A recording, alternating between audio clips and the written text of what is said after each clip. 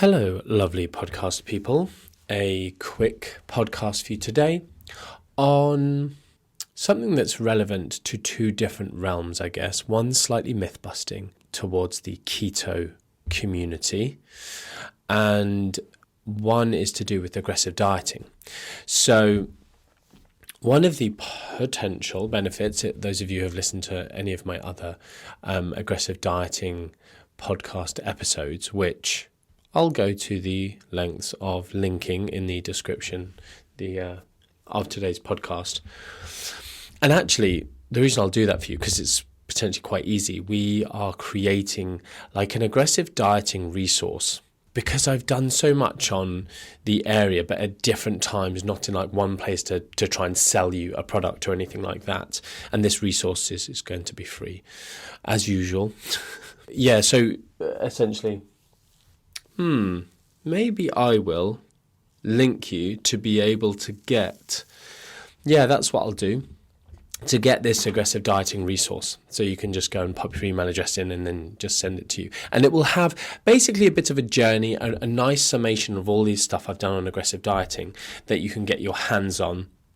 And it will almost take you or explain which bits talk about which podcasts, which sort of articles, posts, whatever, even some of my guest podcasts that explain different areas of it very well. If you really want to understand the why and the how of, how do we work out our maximal deficit, why that is, what the figures from, where the research is that comes from, point you to there. If you don't care about that, more of the just what to do, and then once you're doing it and before you start, and what you can eat during it and how you should come out of the aggressive diet afterwards. And this podcast will be part of that.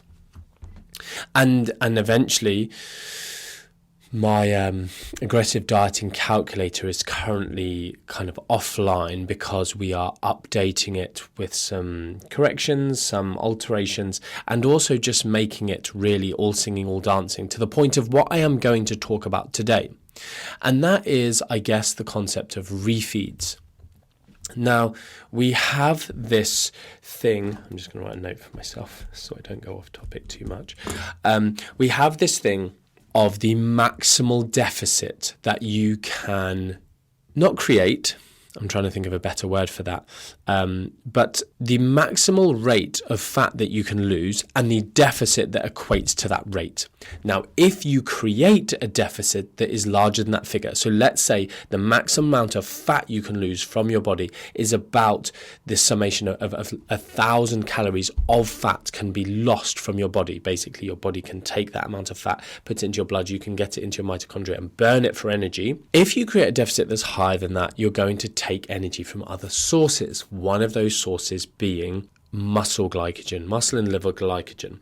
So one of the things that this resource will do is allow you to pick the number that you want to eat, your deficit per day. And as I've mentioned elsewhere on Instagram, I like to pick a number that's a bigger deficit, a smaller number of calories to eat. It just seems to suit me better for a number of different reasons that I've discussed elsewhere and I'm not going to talk about again. But what that means is that my requirement to do refeeds goes up. The magnitude of those refeeds will be dependent on how often I do them, and how often I do them will be dependent on a number of different factors, not least of all the size of that deficit, but also my body size, the kind of capacity for storage of glycogen that I have, those kind of things. So what the new calculator will do is, do its very best using my knowledge and the best of the estimated calculations that we have available to us. It'll do all of that and it'll give you that number. So you can plug in your own number and then it'll give you these recommendations of approximate values for size of refeed and duration of refeed and frequency of those, how often you should do them. Now, this is what I kind of want to talk about today before you guys can get your hands on that amazing resource. The other thing that I'm also trying to do is find a way that is accessible to everyone, because originally I think I released it and it was like an Excel file, but then lots of people came and said, I'm trying to open this in Numbers on my iPad and I can't do it. Can you solve this issue for me for this free resource that you created and I paid absolutely nothing for? Can you just problem solve and troubleshoot this for me? My God. And as much as I do help people, that's a very big task. I'm not able to make it work on every single system and every single tablet and every single whatever. But I do want to make it universally, as useful as possible. So again, that's just another thing looking into, if anyone knows a really good, I guess someone could put it and make into an app for me. But then again, it's like, okay, well, I'm not going to pay money for it to, I don't know, become some amazing app then I pay the app store. I mean, I've never done an app, but I don't know, a web app that people can use. If anyone knows someone who can do that, I'm obviously happy to pay someone for their time to create something like that, but not like some kind of ongoing charge that goes to Apple. I don't know. Anyway, this is so off topic. The point of today's discussion is for those of you, I've answered this question a lot of times, which is what brought it into my head, was about these refeeds and how long can I aggressive diet for? And like I said, this note I've made to myself, linking back to the keto community, if one of the things that is really benefiting you with regards to aggressive dieting is the huge reduction in hunger and the habituation of your kind of roughly regular routine that tends to occur with aggressive dieting, then doing refeeds can really put a dent in your progress / rhythm momentum that you've created, and not least of all, increase your hunger dramatically. So one of the things for me in my most recent aggressive diet was I picked a day, I just started on that day, I quickly went to the shops, I'd already got to quite a significant portion of the day without eating, felt good. And I was like, you know what? Today's the day I'm going to start. And typically for me, as I've discussed elsewhere, I will often delay eating in the morning when I'm doing an aggressive diet. I'll still try to some people try to do just eat all of their calories in one meal. I typically don't like to do that. It limits the number of times that you tend to eat some vegetables. And as much as the research shows for muscle maintenance, really the frequency of protein intake doesn't matter. I still like this idea of having on a training day, having a protein feeding there, then having a protein feeding kind of 3-ish hours after that. And I like a protein feeding before. So, I tend to split my very low calories into 3 or 4 meals, but they are in a much smaller time frame than maybe as soon as I wake up and then, shortly before bed. That's a much longer window that I wouldn't be comfortable with. But again, these things are, once you know the principles, you can create something that works for you. But when we come back to this refeed, if you do a higher deficit, a bigger deficit, fewer calories than say my calculator works out for you, and you need to do this refeed and you don't do one, you will end up losing lean body mass. And over time, that will start to be taken from other sources such as muscle protein or, body protein. So from that perspective, they are important. And so there was just a few little bits of nuance I wanted to discuss in this podcast, which was, a consideration around what am I going to weigh up here? Can I weigh up, I call them aggressive refeeding strategies. But if I'm doing that on a particular day to essentially carb up, is the day after that a day where I feel mentally capable of going back into my big deficit? And if it's not, is it going to throw me off? Is it going to throw my rhythm off? Would I want to just consider, it's going to be a small amount of muscle loss that I get if I do it for this bit of time extra, just to keep the rhythm? And in my case, I often push that boat. I don't mind the idea of a little bit of muscle loss in the short term because, muscle memory, being able to regain that muscle long term is much easier than, once I get my aggressive diet out the way and I can just go back to focus on being at maintenance or ever so slightly above. and back to training, etc., and training well. So it's worth just thinking about this, and particularly if you're doing 1 or 2 days of refeeding, that's going to take you out of ketosis. And so if you are in ketosis, if that's, there's probably more than, or almost certainly more than this singular reason of ketosis that aggressive dieting is so helpful and rids you of hunger, both physiological and psychological. But if it's one thing that has been significantly helping you, you need to be prepared for it. You need to understand that's what it's going to do. And so that just as the aside of this podcast is this whole keto community, or anyone who's talking about, I've been dieting, I'm low carb, I'm keto, I'm doing keto with carb cycling. Or I'm doing keto for 5 days, and then, I eat whatever on the weekends, or I eat carbs on the weekends, or I do, etc., etc. Really, a ketogenic diet should be a diet that is putting you into ketosis, and you are dieting in ketosis. Whereas I think colloquially, a keto diet has just become a very low carb diet. It's almost like you'd be better off calling it Atkins or a very low carb diet, because a ketogenic diet, if someone who actually needs to do keto, which is not most people, but someone, for instance, with this, drug-resistant epilepsy, where ketogenic diets have been shown to have, quite a profound therapeutic effect. If that person was like, oh yeah, I have epileptic fits and being in ketosis really helps me, but you know what, I'm doing carb cycling with my ketogenic diet, and actually it's completely and utterly screwed me, and I'm having epileptic fits way more again now, but I'm still keto. You're not.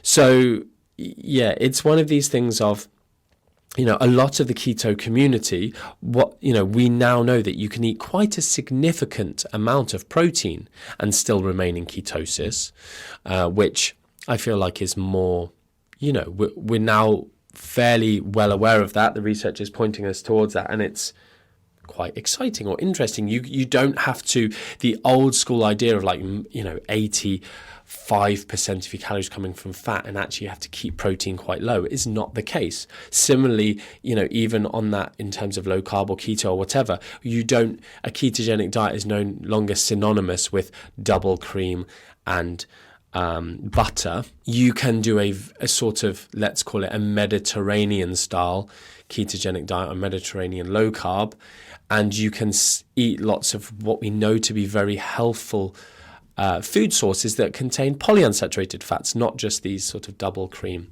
and butter diets. But yes, if you are not low carb or low calorie, you're not going to be in ketosis.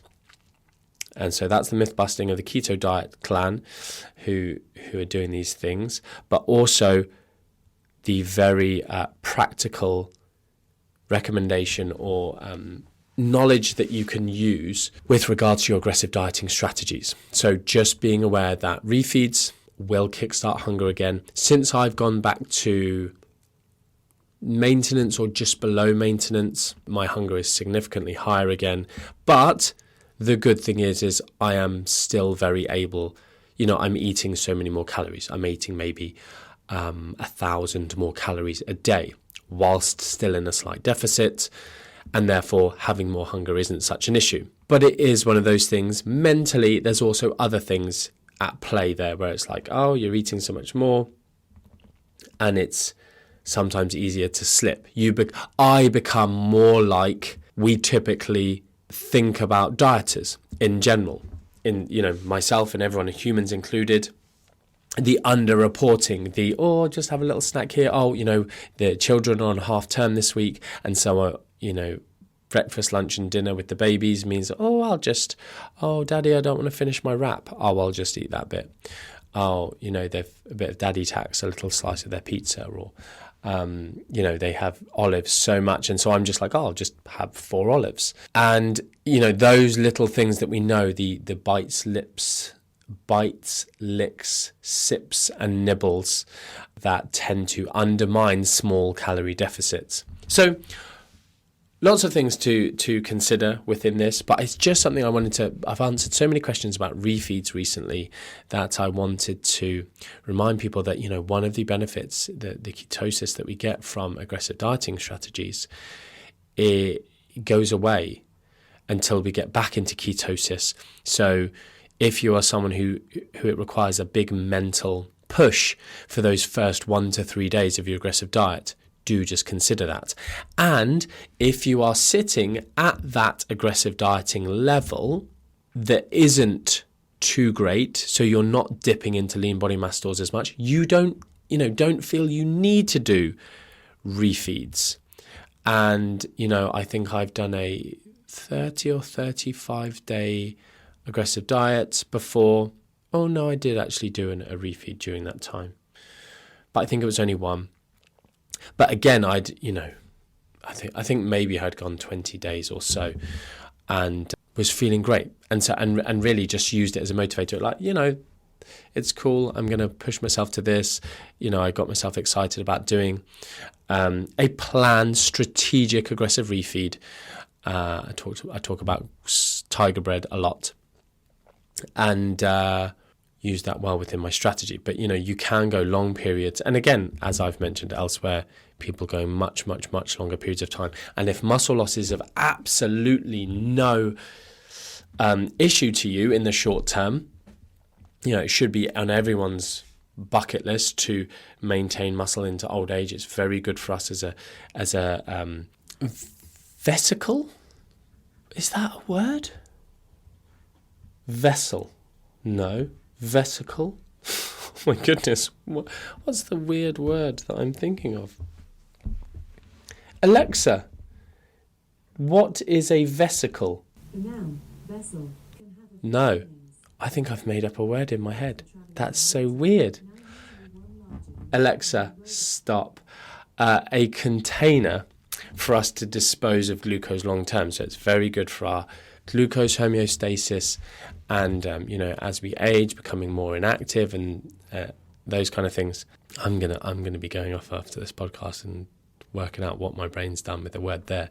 Anyway, so yes, longer term, it should be a big goal of ours to maintain a really active lifestyle where we are, challenging our body to at least maintain muscle mass, not to get as super jacked as possible, but, men and women alike really should be prioritizing, a lifestyle. And if that means being in a gym or at home, but lifting weights, challenging your body, it's a really, really helpful thing. As much as the fitness industry may seem like it's pushing weight training too much, or you need to do weights, you should do gym, screw cardio, man. Like, no, forget the screw cardio comments, but we should be living active lifestyles where we are. It doesn't mean being in the gym necessarily, but if that's the only area of life where you can provide resistance to your body, these are the things that keep us young into our latter years. Young and mobile and good quality of life, not just alive, but with good quality of life. Anyway, I hope you have learned something today, enjoyed that. And like I said, if you want to get hold of any of the aggressive, that new aggressive dieting resource, it might not be finished by the time you get this podcast out, but if you put your email address in, as ever, I will always ensure that you get what I promise, no matter how late. When I did my tour in 2019, I promised attendees that they'd get a tour resource, and they didn't pay for it. They didn't know they were getting that as a ticket or, as part of their thing. It was just an extra thing that I was going to do for people. And even if they only came to the AM talk, I was going to give them, content from later in the day, and I was going to go, I was within that resource. They were getting extra free talks and stuff that other people have paid for and all this, that and the other. And anyway, it's now 2023 and they still haven't got that, but I'm weeks away from sending it out to everyone going, I'm really sorry, the tour went crazy and was loads more busy than I thought. Then we had the pandemic, then my life fell apart, and I had to fight for my children for a couple of years, and I'm glad I'm still here, but better late than never. here's what I promised. It's never gone off my to-do list. So they're about to get that. So anyway, please don't be angry at me if you don't get it instantly in a reply email, but it's already been started. In fact, I had a conversation about it just today in a management meeting, or not management meeting, a nutrition meeting. So, the skeleton of it is already there. You will get that if you want it. There'll be a link, sign up. Just pop your email address in, and then I'll have you in a little list of people to send that out to as soon as it's completed. Anyway, until next time, much love.